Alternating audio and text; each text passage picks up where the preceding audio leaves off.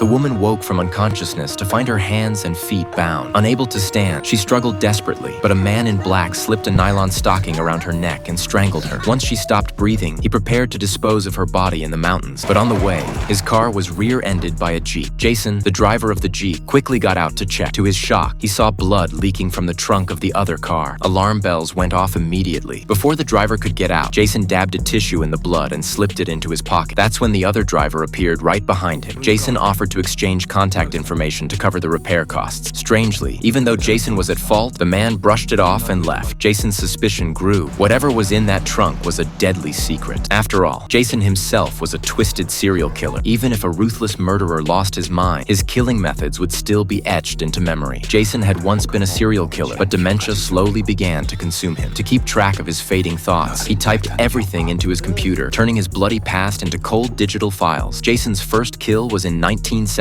That evening, he came home from work to find his mother and sister huddled in a corner, clutching a new pair of white shoes they had bought him. When he looked down, he saw one shoe already stained with kimchi juice. Furious, Jason picked it up, waking his drunken father. In rage, his father ripped off Jason's shirt, exposing the bruises that showed years of abuse. That was only the beginning. Unsatisfied, his father shoved Jason inside for a harsher beating. But during the struggle, Jason pinned him down. Years of suppressed rage erupted, and that night, Jason dragged his father's body to the hills and buried him under cover of darkness. No one asked about his father's disappearance. Instead, Jason felt an intoxicating thrill. Soon, he couldn't stop killing, but he followed his own rules. He only killed those he thought deserved to die. A fishmonger who beat his wife, a white-collar woman who tortured stray animals, a drifter who trafficked children, and loan sharks who ruined families. He buried all of them in a hidden bamboo grove. But that was 17 years ago. His last murder ended in a car accident on the way home. The head trauma left him with severe memory lapses, blurring the line between reality and hallucination. With a daughter to raise, Jason buried his past and opened a small veterinary clinic in town, trying to mask his sins with an ordinary life. Then one day, a news report about a string of murders caught his eye. Victims had been stuffed into burlap sacks and dumped by a reservoir. Jason panicked. The killer's methods were identical to his own. He feared that in his blackouts, he had started killing again.